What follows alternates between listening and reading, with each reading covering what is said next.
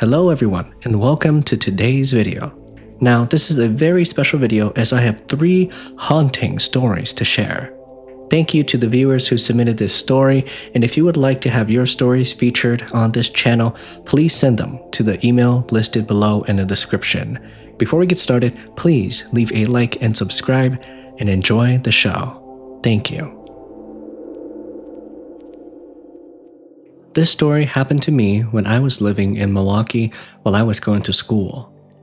At the time, I was working part-time, taking classes, and trying to save money wherever I could. That was how I ended up renting the upper unit of an old duplex with my cousin and my boyfriend. The house was on a quiet street lined with older homes. It didn't feel dangerous, but it had the kind of worn-down feeling that comes with a place that held too many tenants over the years. Our unit was upstairs, and you could reach it through a narrow side staircase. Inside, there was a small kitchen, 2 bedrooms, a living room, and 1 bathroom with a window that never closed all the way. The rent was low, so we accepted things that we probably should have questioned. The floors creaked in several places, and the hallway always smelled faintly stale even after we cleaned. The heat worked, but not always good all the time. My bedroom stayed colder than the rest of the apartment, especially near the closet. That closet bothered me from the very beginning. The door did not stay shut. I could close it firmly before bed, but by morning, it would usually be open by a few inches. My boyfriend told me that the frame was crooked, and my cousin said that old houses shift, especially in winter. Both of those explanations made sense to me, so I tried to accept them. Still, I did not like waking up and seeing that narrow black opening beside my bed. For the first couple of weeks, nothing obvious happened. We were busy with work and school. Most nights, everyone came home tired, ate quickly, and went to bed. The apartment felt uncomfortable sometimes, but not enough for me to say it was haunted. It was just old, cold, and unfamiliar. One Saturday, my cousin and I decided to deep clean the apartment. My boyfriend was home too, so we moved furniture, wiped down some baseboards, cleaned the windows, and finally started clearing out my bedroom closet. The closet was deeper than it looked from the outside. There was an old wooden shelf near the top and a loose wall panel near the back. When I pushed the vacuum hose into the corner, the panel shifted. Behind it, there was a narrow gap. Inside that gap was an old plastic grocery bag. I pulled it out slowly, expecting trash left behind by a previous tenant. But inside the bag was a red scarf. It was folded tightly. The fabric was faded, but the stitching along the edges was still visible. It did not look like something someone would throw away by accident. It looked personal, like part of an outfit someone had kept for a reason. My cousin asked why anyone would hide it in the wall, and none of us really had an answer. My boyfriend picked it up before I could stop him. He only held it for a moment, but I remember feeling uneasy when he passed it to me. The fabric felt warm in my hands.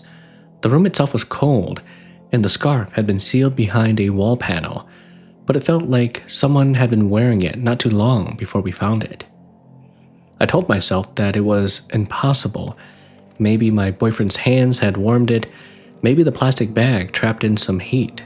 We put the scarf back in the bag and set it on top of my dresser. I planned to ask the landlord about it later. That night, I woke up around 3 a.m. to a sound coming from the closet. At first, I thought it was the heater. Then I thought it might be the wind pressing against the bathroom window. But after listening for a while, the sound seemed more controlled than that. It was soft and low, almost like humming. I lay still, staring at the closet door. It was open again. Only a few inches. My boyfriend was asleep beside me. I whispered his name and touched his arm. He shifted slightly and the humming stopped. I waited for it to start again, but this time it did not. After a few minutes, I got up and turned on the light. The closet was empty, and the scarf was still on the dresser.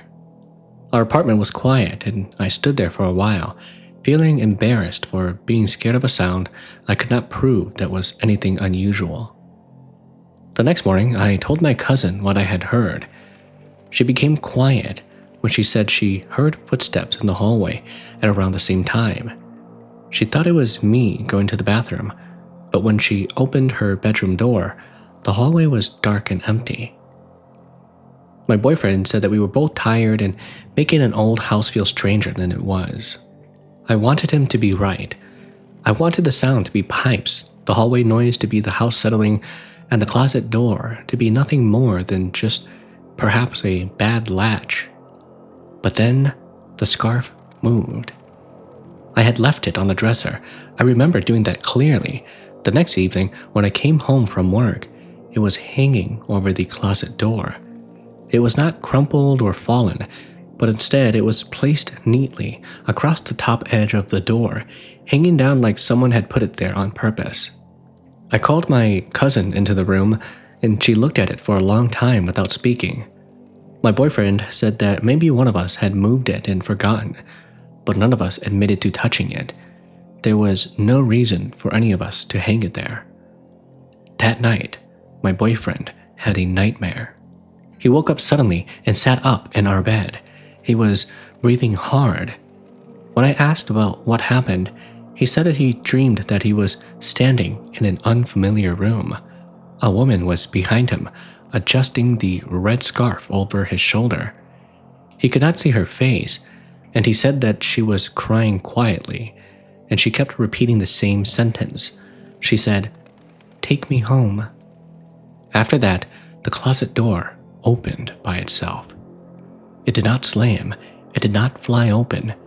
It simply loosened with a quiet creak and moved a few inches, the same way it always did. But this time, the two of us were awake to see it happen. My boyfriend got out of bed and turned on the light. He closed the closet door and pushed a laundry basket against it. After that, we slept with the lights on in our room. A few days later, I decided to ask our neighbors downstairs about the house. There was an older woman who lived down there. She had been in the neighborhood for a long time. My cousin and I went over that afternoon and asked if she knew anything about our duplex. At first, she said that many people had lived here for over the years, but when we mentioned the red scarf found in the upstairs wall, her expression changed. She told us that a young woman had lived in our unit years earlier. She did not know every detail, and she didn't want to repeat things that she wasn't sure about, but she said that the woman had come to Milwaukee after problems with her family. She lived upstairs for a while. She worked and mostly kept to herself, but became sick during one winter. By the time people realized how bad it was too late. After she died, there had been confusion about her belongings. Some were returned, some things disappeared, and the neighbors said that she remembered hearing that certain clothes had never made it back to the family. When we returned to the apartment, the scarf was no longer in the bag. It was spread across my bed. The room was warmer than the rest of the apartment, and the closet door was open again. The air inside just smelled kind of old, and smelled like a little bit of perfume. I stood in the doorway and we did not step inside right away. Then, the humming started again. It came from the closet. It was soft, almost too quiet to hear, but there was a rhythm to it. It sounded less like a song and more like someone trying to calm herself. My cousin stood behind me and whispered that we should leave the room. I spoke toward the closet. I told them that we were sorry and that we didn't know that the scarf belonged to someone. I said that we could try to find where it should go. Then, the humming stopped. For a moment, our place was silent. But then, during that moment, I swore I could hear the voice of a woman whisper from inside the closet. "I am cold." The moment my cousin and I heard that, we looked at each other. She full-on sprinted downstairs and outside the front door. I was still standing there like an idiot in front of the door, dumbfounded at what just happened. When I realized what just happened, I followed my cousin, and she was sitting inside her car. I knocked on her car and sat in the passenger seat. The two of us just stayed in the car, thinking about what just happened.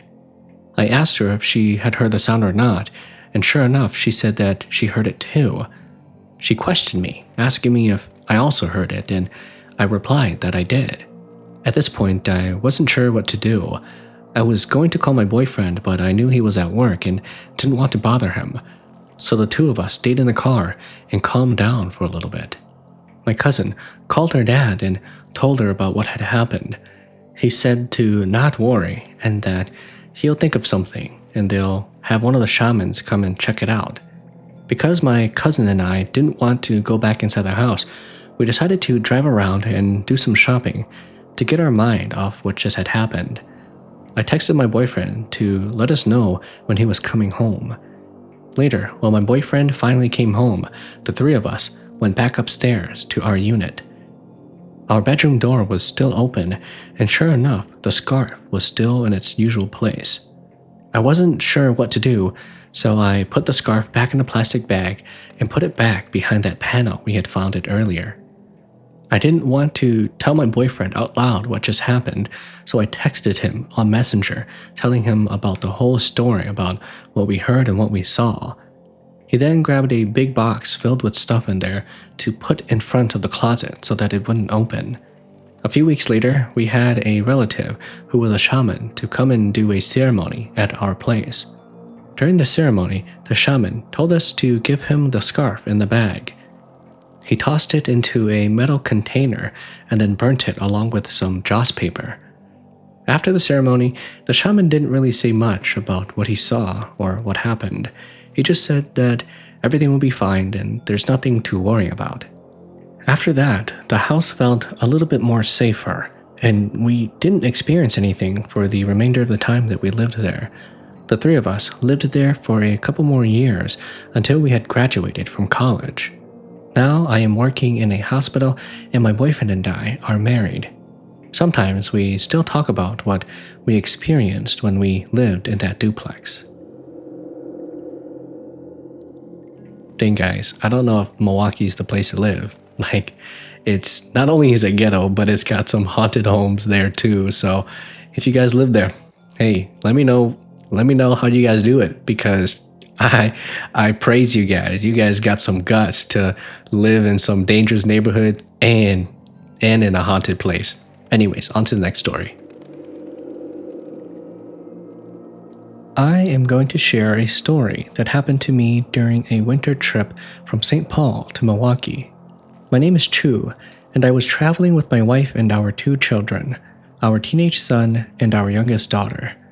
On this trip, we encountered a snowstorm that forced us to stop at an old roadside inn for the night. We had left later than planned, and by the time we were on the road, the sky had already turned gray. The weather reports were warning that the storm would get much worse as we got closer to Wisconsin. I kept on driving because I thought that we could make it, and my wife kept on checking the conditions on her phone. Even though she didn't say much, I could tell that she was worried. After we passed Eau Claire, the road became dangerous. Snow blew across the highway in thick sheets, and every time a truck passed us, the windshield disappeared into white. My son sat quietly in the back with his headphones on, and our daughter had fallen asleep. I finally admitted that we needed to stop for the night. Most of the hotels were either full or too far away, either that or they were too expensive. After driving further than I should have, we saw a small roadside inn just off the highway. The sign was old and the light buzzed through the falling snow, but I could catch the word vacancy that was still lit. At that point, I cared more about getting my family off the road than finding a comfortable place. The inn looked like your ordinary old motel. It had a small office, a long row of rooms, and a parking lot that had been only partly cleared. The man at the front desk looked tired but polite. When I told him that all we needed was just one night, he gave me the key to our room, and told me that the heater was loud but that it worked. The room that we had was room 14. It was old, and at first it didn't seem terrible. There were 2 queen beds, a small table, a television on the wall, and a heater under the window. The room itself smelled like dust and old laundry detergent. My wife cleaned up the room a little bit while I brought in the bags. Our son took the bed closer to the bathroom, and our daughter sat on the floor near the heater because her feet were cold. The heater rattled every few minutes, and it made a hollow clanking sound from somewhere behind the vent, almost like something was broken and got loose shifting inside. I tapped the bottom of it with my foot, and the sound stopped for a short time before starting again. Our daughter leaned closer to the vent and stared into it. She said that there was something inside. I told her not to touch it, and my wife told her the same thing. But before either of us could stop her, she reached her fingers between the metal slats and pulled something out. It was a little red thread bracelet. The thread was old and faded, and it was tied into a tiny loop. A small piece of cloth was stuck to it, like it had been once wrapped around something. My wife frowned and she took it from our daughter, and then our daughter reached into the vent again and pulled out a tiny pair of baby socks. The socks were yellowed with age. One had a small blue duck stitched on it, and the other one looked like it belonged to a different pair. My wife carefully held them and asked why baby items would be inside the heater. I told her that it probably belonged to a family that stayed here before us, but even though I said it, I felt a little uneasy. The room seemed to change after that. My wife said that the socks were small and sad-looking. The moment she said it, the heater stopped blowing warm air, and for a few seconds the room became completely quiet. Then the heater started again. This time, the air was coming out cold. It was not just weak heat, it was cold air, as if the vent was connected directly to the storm outside. Our daughter turned her head toward the corner near the curtains and smiled. My wife asked her what she was looking at. Our daughter said that the baby liked the socks. Our son looked up from his phone and asked what baby she was talking about. Our daughter pointed toward the corner, but there was nothing there. I told myself that she was tired from the trip and that sometimes children may say strange things when they're exhausted. I placed the bracelet and socks on top of the television stand and told everyone we would give them to the front desk in the morning. We got ready for bed after that. My wife and our daughter took one bed, and my son and I took the other. Snow tapped against the window in uneven bursts, and the heater continued to rattle. The television played quietly, even though none of us were really watching it. For a while, I thought that the worst part of the night would be the storm. Then, I heard a baby crying. It was faint at first, like it came from the next room or somewhere behind the wall. I opened my eyes and listened. The crying stopped. My wife was asleep and our daughter was curled beside her. My son was still awake under the blanket, the light from his phone dim against his face. I whispered and asked if he had heard it. He looked at me and said that he heard crying. The sound came again, and this time it was closer. It seemed to come from inside the wall behind the heater, small and weak, the kind of cry that made your body react before your mind understands why. My wife woke up and asked what was happening. I told her that I thought I heard a baby crying, but as soon as I said it, I remembered the parking lot outside. There had been almost no cars. There was no family in the room beside us, and there was no reason a baby should have been there. The volume of the television began to lower by itself. Number by number, the sound faded until the room was silent, except for the heater and the crying behind the wall. My wife pulled our daughter closer. Our son sat up fully now, no longer pretending that he was calm. I reached over and turned on the lamp between the beds. The crying stopped immediately. The room looked ordinary under the light. The socks and red thread bracelet were still on the TV stand. The heater still blew cold air. I walked over and crouched in front of the vent. I looked through the metal slits, although I don't know what I expected to see. Inside, there was only dust, darkness, and a few dead insects caught near the back. Then, a voice whispered from inside the heater. It was very soft, but clear enough for me to understand. It said, "I'm so cold." I stood up so quickly that my shoulders struck the windowsill. My wife asked what happened, but I could not answer right away. I was trying to decide whether telling her would make things worse. But in order to not make everyone panic, I just came back to bed and said that it was nothing. All night long, I could hear the cries of the baby. My son kept on asking me if I heard it, and I told him that he should just put on his headphones and ignore whatever it was. My wife and daughter, for some reason though, were able to sleep just fine. When morning finally came, I was extremely tired. I was up all night just hearing the sounds of the baby cry. While we were checking out at the front desk, I decided to ask the man if there were any babies in the motel. He looked at me with a confused face and told me that there was no babies in this motel. In fact, we were the only people at this hotel aside from him. I told him that in our room, I swore I could hear the sound of a baby crying all night. This is when his expression changed. And then I asked him if anyone had ever found baby items in our room number 14. He didn't answer me immediately, and that silence told me that he knew something. I told him that we had found some socks and a little red thread bracelet in the room, but decided to leave it there. His face lost all color when he heard that. He told me that those items were supposed to be gone. My wife asked him what he meant, and for a moment, he looked like he regretted speaking at all. Finally, he told us that years earlier, during another snowstorm, a family had stayed in room 14 with a sick baby. The roads had been dangerous, emergency help had been delayed, and by morning, the baby had passed away in that room.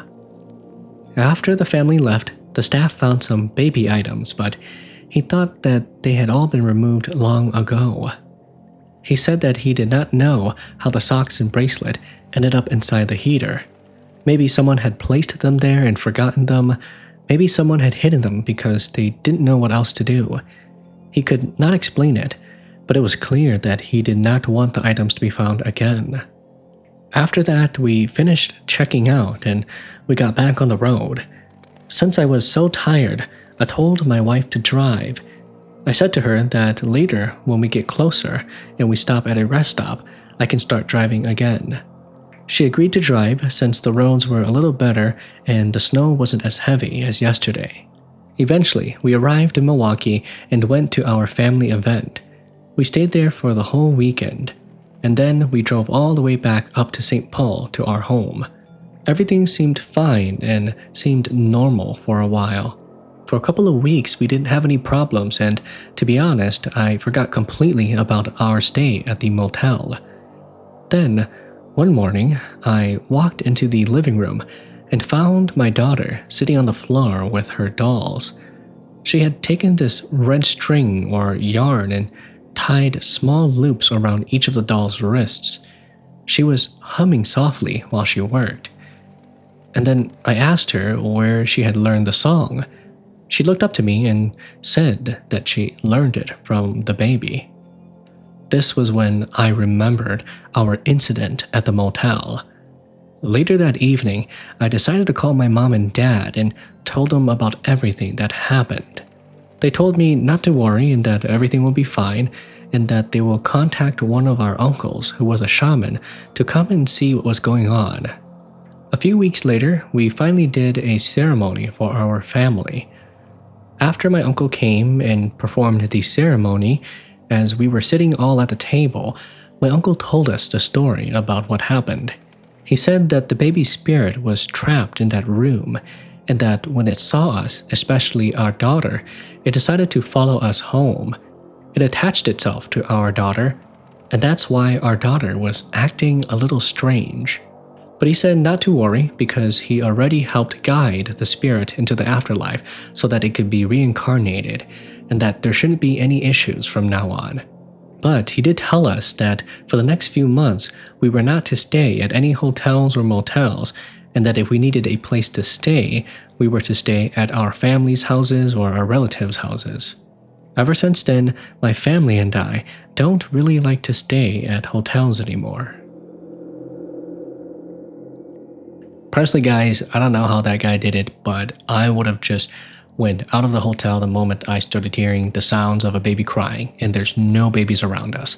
I would have risked it on the road, but, props to him for being a family guy and powering through it so that way his wife and children could have some sleep. Aside from his son, who was, probably scared because he also heard the same thing too. Now, this is even more of a reason to not stay at hotels or motels. Instead, it's better to crash at your cousins or your relatives, your aunts and uncles' houses, and voila, and set up a little bit of an area in the living room where all you guys can sleep together and keep warm, and have those old blankets with the tigers and it's all fuzzy and stuff. Those were the days. Let me know if you guys grew up like that too. On to the next story. A few years ago, I went on a trip with my cousin. At the time, I was in my early 20s, and I had driven down with my cousin while the rest of my family followed in another car. We were supposed to spend the weekend in Fresno for a family event. Our plan was to stay at a hotel that we had reserved, and then drive back home when everything was over. We left early in the afternoon. By the time we reached Fresno, it was already dark. The city was busy and almost every hotel near the area we needed was full. When we arrived at the hotel we had booked weeks earlier, the front desk told us that they had overbooked and only had one room left. My family argued for a while, but there was nothing else that we could do. So we started calling other places. Most were already booked or too expensive for us. After almost an hour, my cousin found an old budget hotel on the edge of town that still had a few rooms available. The reviews were not good, but at that point, we were too tired and did not have many choices. We just decided to take whatever rooms were left.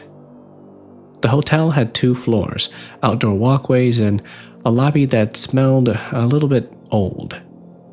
The man at the front desk gave my family a room downstairs and gave my cousin and I a room on the 2nd floor. It was near the far end of the building.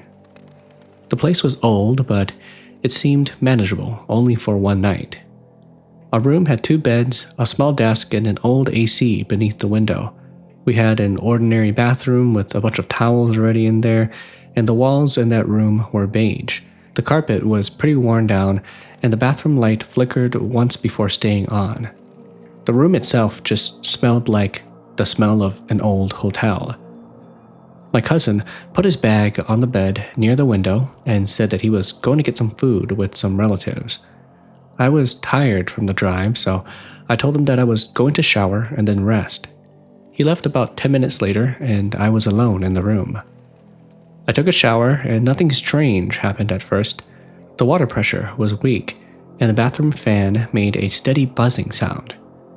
After I got out, I wiped the mirror, brushed my teeth, got dressed, and then turned on the TV for some background noise. I sat on the bed and scrolled through my phone while waiting for my cousin to return. After a while, I went back to the bathroom, and I noticed that the bathroom mirror started to fog again. At first, I thought it was leftover steam from my shower, but the bathroom door had been opened for a while. The room was a little cold, so by now the mirror should have cleared. Instead, the fog started to spread across the glass from the bottom upward, slowly and evenly. I stood and walked a little closer. The sink was off, the shower was off, and the fan was still running above me. As I stared at the mirror, I saw a clear handprint.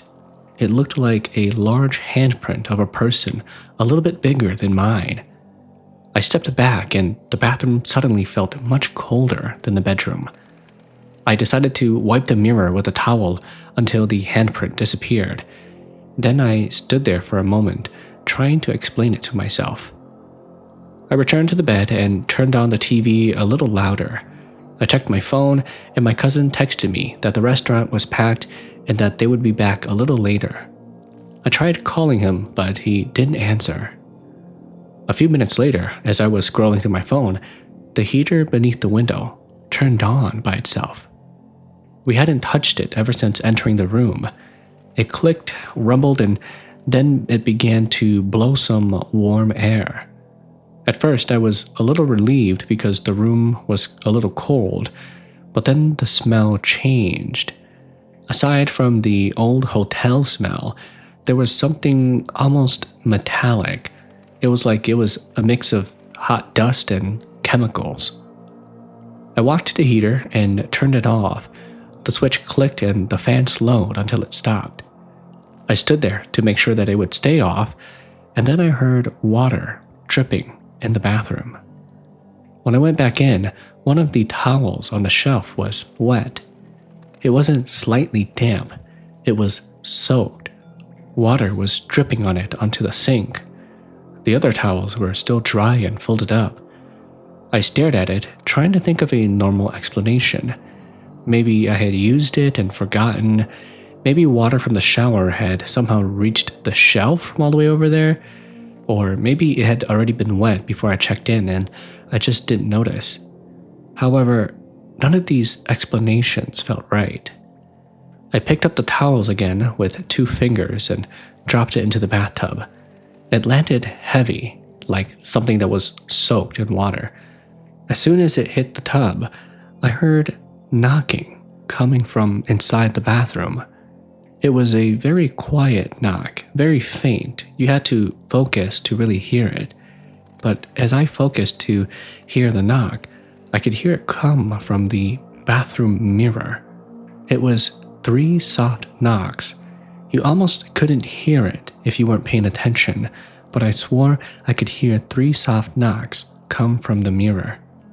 After that, I decided to leave the bathroom, but before I did, I turned on the light to keep it on so that way I wouldn't be scared. I went back to lay on my bed and just scrolled on my phone to keep my mind off of the strange things that I just heard and saw. Eventually, I got tired and fell asleep. When I was asleep, I had a strange dream. I dreamt that I was in that hotel room. I had gotten up from my bed to go use the bathroom, but behind the shower curtain, I could see the outlines of hands that were pressed up against the shower curtains. Both of the hands pushed onto the plastic. The fingers were spread open wide. I couldn't see a face or a figure behind the shower curtain, but I could see the shape of someone kind of standing behind the curtain, pressed up against it as if they were trying to get out. After that, I suddenly woke up from my dream. This was when I realized that I was dreaming. It felt so real, as if I actually got up to see what was going on. I checked my phone. It had only been 30 minutes since I fell asleep. The strangest thing that I noticed, however, though, was that the light in the bathroom was off.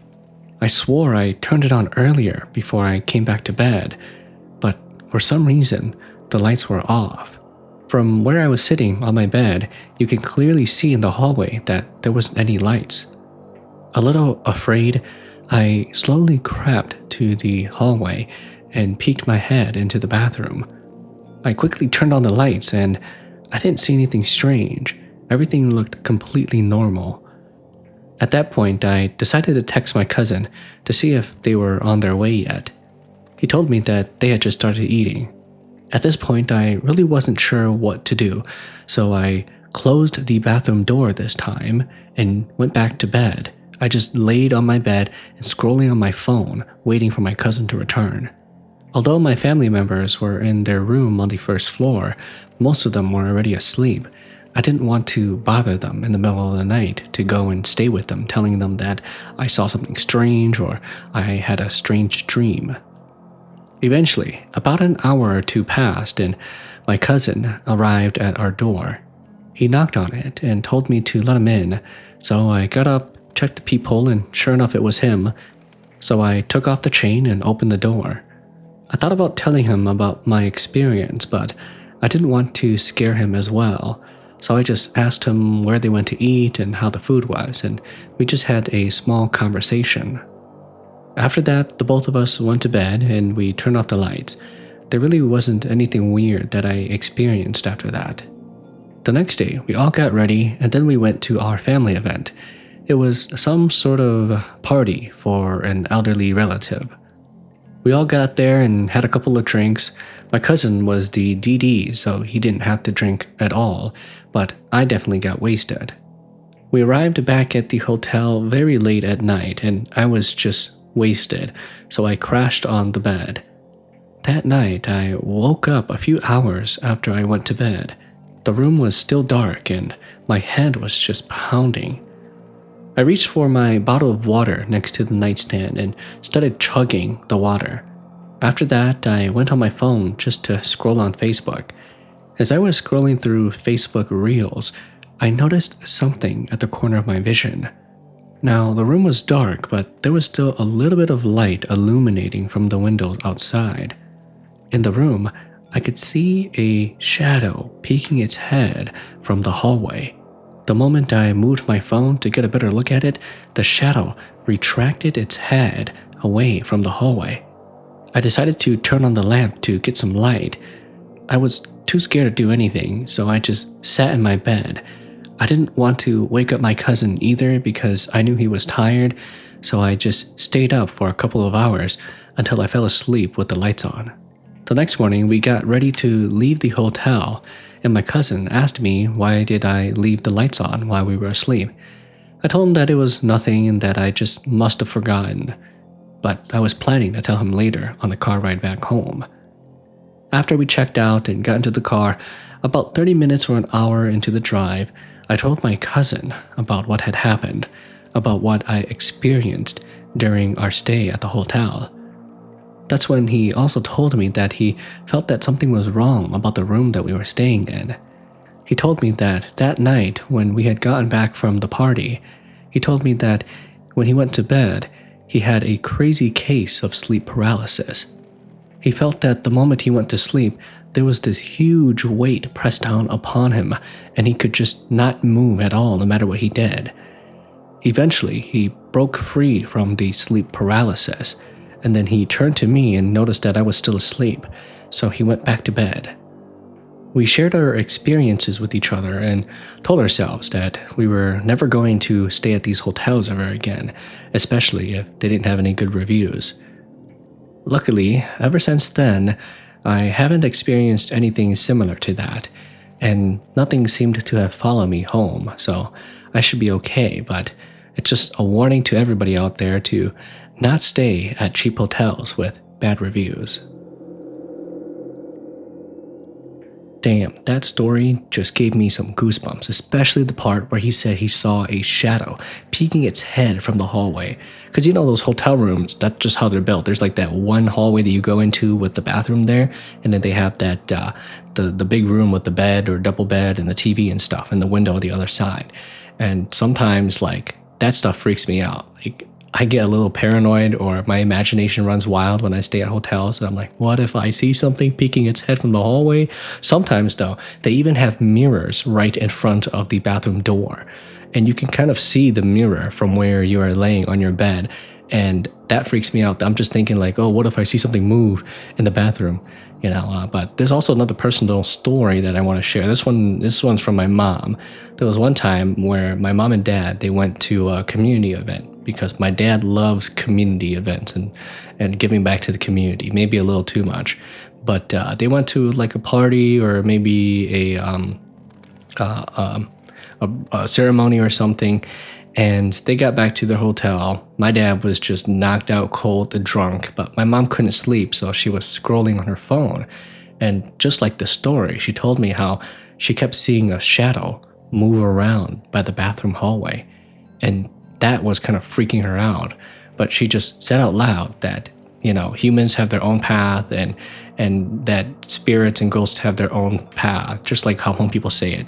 And that, as long as they don't bother her, then she won't bother them. And once she said that, then whatever that entity or that spirit was left her alone, and she didn't see any more shadows the rest of the night.